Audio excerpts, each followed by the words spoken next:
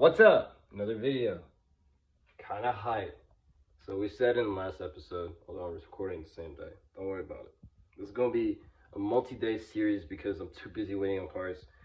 But we're going to be showing you guys how to wire up a Link Monsoon in an RX7. Now there's a couple things I want to note when doing this, and I made a whole diagram for you guys to make your life so much easier.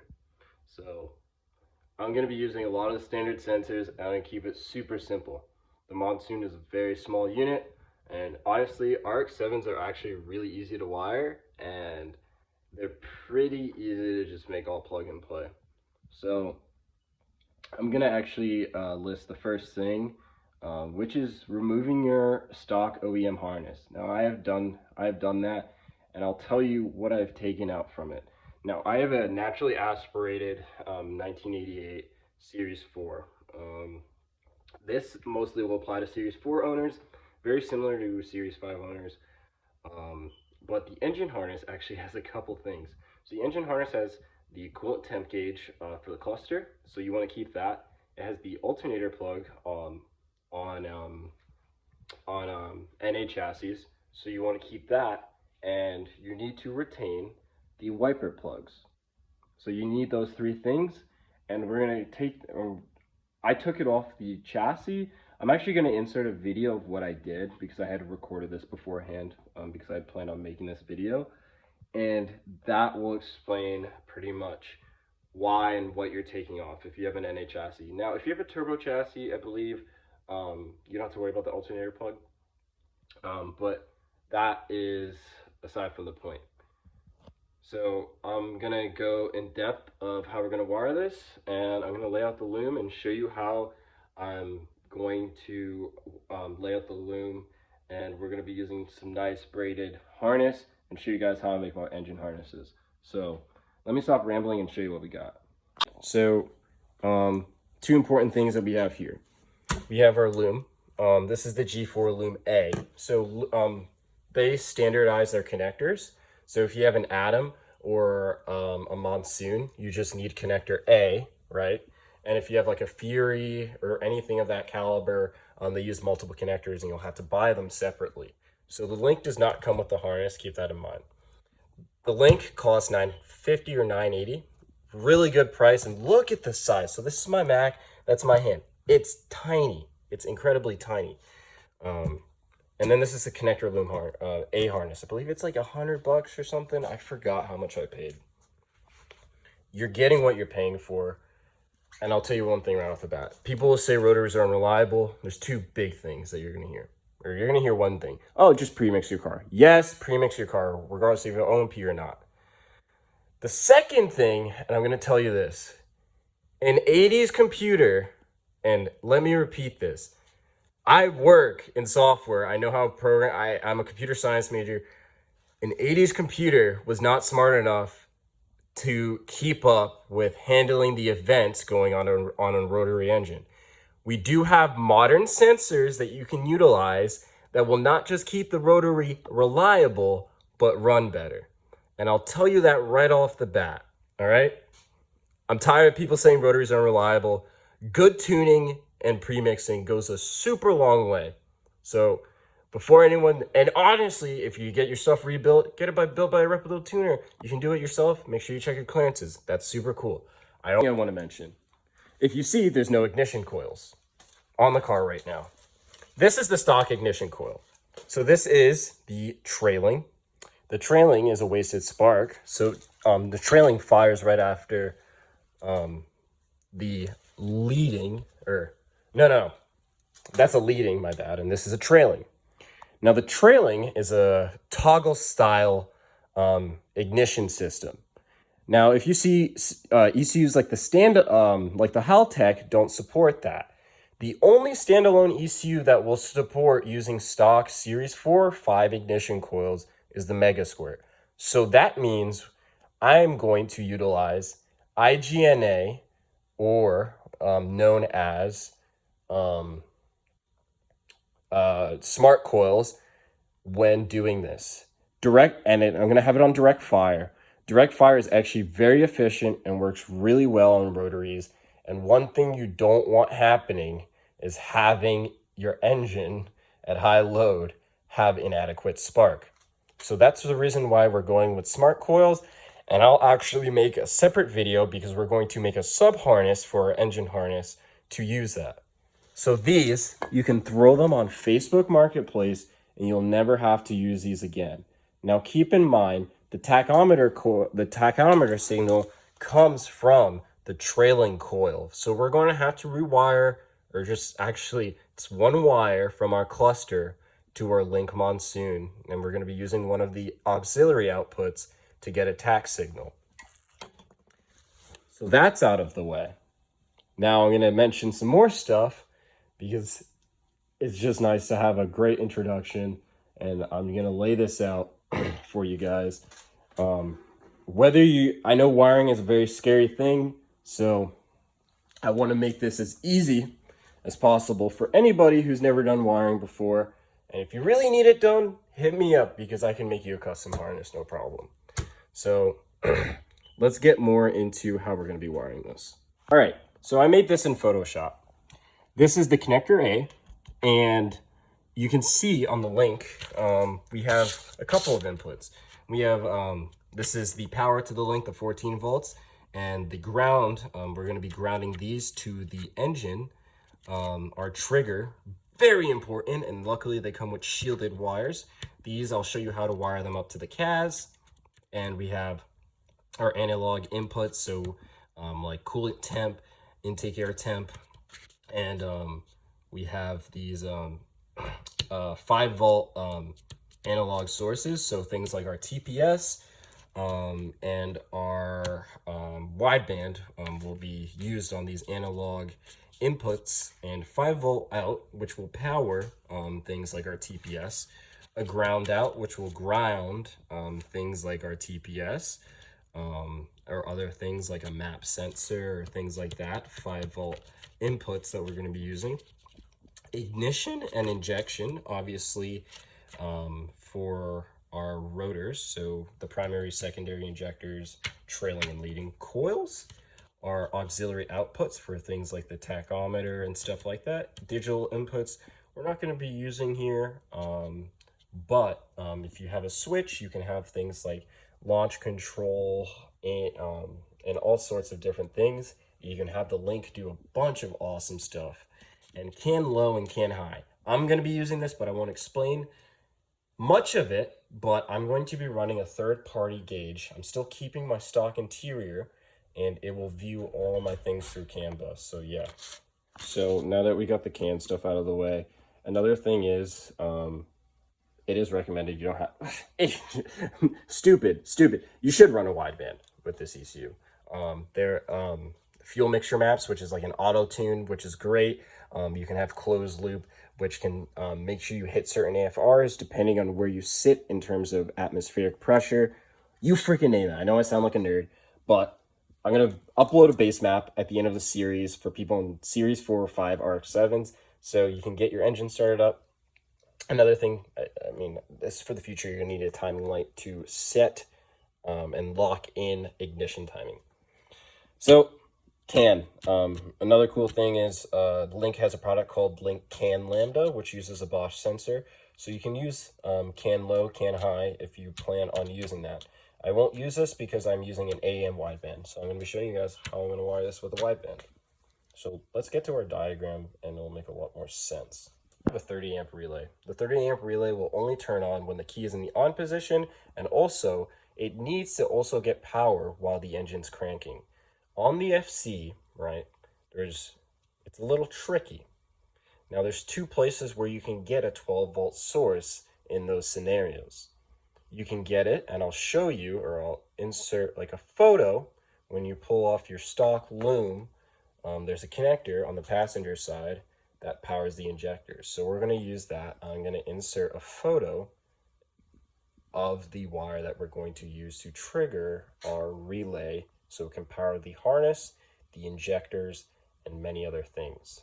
So it's going to make sense because in this diagram I made here, this is the battery and that's the relay. The relay gets triggered whenever the key is at gets switched 12 volts, and you have power going to our ignition sub harness for our smart coils. You have power going to each injector when the key is on. You have power going to our electronic boost controller. This is optional, but I'm going to be running one. And we have power going to our wideband, right? Let's follow. We have power going to our BAC valve for idle air control. I am running a BAC valve, and I'd love for anyone to argue with me why not to run a BAC valve, especially if you're on E85. And let's go down. We have power. Yeah, that's where our power is going to lead to on our harness. That's very simple and self-explanatory. Now, this power to this ignition sub-harness is going to make a lot more sense. It's not going to power all the coils. That's inadequate. We're going to have a separate relay for this. All it's going to do, it's going to tell the relay to turn on. All right, that's what that power is going to do. It's going to trigger that relay through our sub-harness. Now, let's make a little bit of sense here. All right, our CAS, right? We're going to have our wires connecting to our trigger reel. So we have any minus. So all the minuses actually are going to connect to shield / ground, and any plus will connect to trigger 1. And I have a whole link I'm going to put in on RX7 Club on how to wire that. Then you have trigger 2, which will connect to G plus. So on your crank angle sensor, I'll actually show you which one is NE plus and G plus. The wires on my crank angle. So our red wire here is going to be NE plus. Our green wire here is going to be G minus. So this red wire is going to trigger 1, and that green wire is going to trigger 2. And these 2 wires are going to get bunched together to our shield / ground. Now our crank angle, that's the crank angle wiring. So that makes sense. So bam, that's how you wire your CAS. Probably the most important thing of wiring this to the Link Monsoon or any standalone computer or ECU, because I will determine when to trigger spark, fuel, everything. That pretty much is the heart of how it's going to calculate all the different variables for the ECU.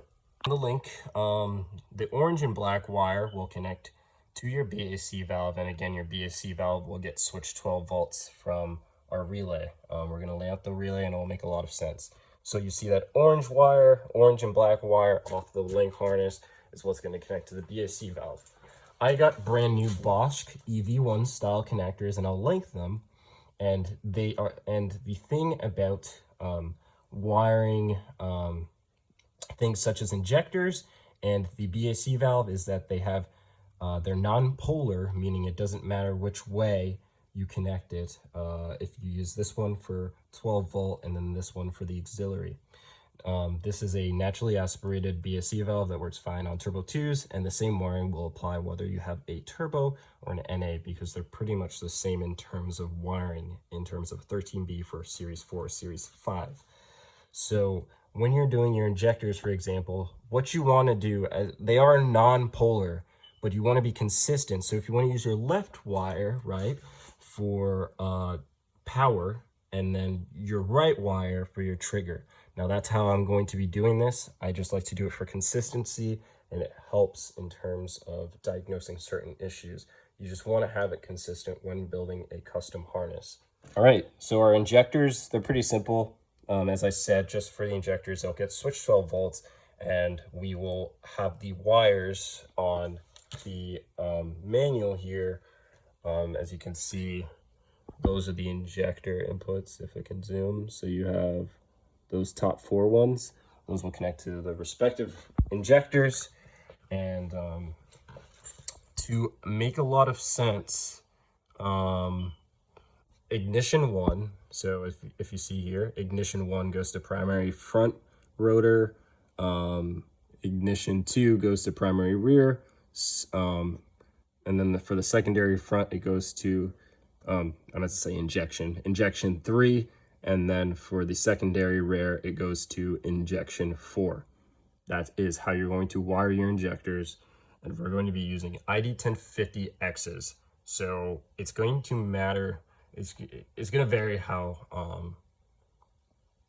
you want to wire these. Sometimes you're going to need some sort of resistor depending if you have high or low impedance injectors. So if you have low impedance injectors, you want to wire in a diode. And that I'll kind of insert an image from Aaron Cake's guide on how to install the Mega Squirt. I'll actually start here. So we're going to have our link power the fuel pump. If you guys haven't seen my video on how to install a fuel cutoff switch, we're going to actually be using that same wire from the stock Mazda fuel relay, and that's going to trigger our fuel pump to turn on. This wire actually will be connecting to our auxiliary 4, and I'm planning on running an electric fan, so all it just needs is a signal to turn it on. So that we're going to be connecting to auxiliary 3. So we're going to have an electronic boost controller. Again, it's going to get 12 volts switched. And then one of the wires, this pink wire, is going to connect to auxiliary 2 because that's how boost controllers work. Our next auxiliary input is going to be our AEM wideband. Now the wideband is just going to provide, it's going to be grounded down to the engine. It's going to get power switched, and the wideband will then be powered on or give a signal to the link through analog volt 2. So I'm going to be using a Ford TPS, but I'm going to be actually showing you guys in this video how to wire it with a Series 4, Series 5 TPS. And please check, just in case, if you have your TPS wiring correct, if you have a Series 4 or Series 5 RX7. I believe the colors are the same. But for the TPS, it needs a ground, a power, and a signal. So this blue wire is 5 volts from the link. So the link will be powering the TPS. And then the green wire, it will get ground. So the TPS will get ground from the ECU. It just provides a cleaner ground. So you don't have any discrepancies inside your analog connections. And then this blue wire, then lastly, will be our analog volt 1, our TPS signal. So it's yellow and blue on the link, and then our ground out is green, and then our 5 volt is something in blue. I can't really see it, but that's where it sits on that harness. So I'll actually show you what wire goes to what on the TPS so it best makes sense. Here's our Series 4 TPS. So this brown and white wire over here is what is going to get 5 volt to power the TPS. And then this black wire over here is going to be our ground, which will be gotten from the link. And then the green wire, the green and red wire here is going to be our signal. So that's our TPS wiring. So the last two things are, we're going to be using a GM coolant temp sensor. I think I misspelled that. We're going to be using a GM coolant temperature sensor, and the GM coolant temperature sensor for the GM IAT and the coolant temp, they do not need a 5 volt to power it. All it needs is, and they're also non-polar, it needs to get ground out, so they all each need to be grounded from the link ECU. And then the next wire will be the signal wire technically. So for the coolant temperature, we're going to be using the yellow wire on the link, and that is what we're going to use for temp 1, and temp 2 is going to be our intake air temp. It is very important to have these things so you can actually have a proper startup map when warming up the engine, because the coolant temperature and the intake air temp pretty much are very important variables to how the engine wants to start up from initial startup. Now, this will all get your engine started up. It may seem complicated, but actually that was very simple for any wiring harness. We're going to get to our tachometer signal. Now, I'm not going to show you in the car, but I'm going to insert a photo and kind of explain what you're going to do. auxiliary 5 we're going to actually use to provide our tach signal to the stock RX7 gauge cluster. That is going to be the way we are going to wire in our link ECU. And what I'm going to do is I'm going to show you how I'm going to lay out the loom and split it so we can actually properly stay organized, and how we are going to make this harness not just look nice, but functional and also easy to diagnose if we have any issues down the road. Now, a cool thing about the link is I'm going to be mounting this inside the stock glove box. And it comes with a cool mounting bracket where you can put in like self-tapered screws, and there, you can put your tuning cable in there, have your tuner take care of it. No need to tuck it underneath the carpet. And if you have a rust bucket like mine, no need for getting water inside the ECU, which is part of the reason why I'm doing that.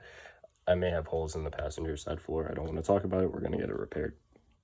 So we're going to get our loom. If you can see, it has shielded wires for our crank signal. So we have a cleaner connection because, hey, that's super important. As I said, that's really the heart and brains of what's going to make this beautiful unit function right with the stock Series 4 and Series 5 crank angle sensor. It's 24 tooth. I know that I'm talking nerd stuff, but I'm going to show you how we're going to program it and work with the CAS, and we'll get into that tuning video, but let's focus on wiring. So let's go. Wish me luck. I'm going to use tape to show where I'm going to tee off stuff, and then we're going to take it out of the car and make magic happen. All right, rad. This is connector A harness, and I gave it quite a bit of slack. As you can see, sorry for the wiring mess. You'll see why it looks like this.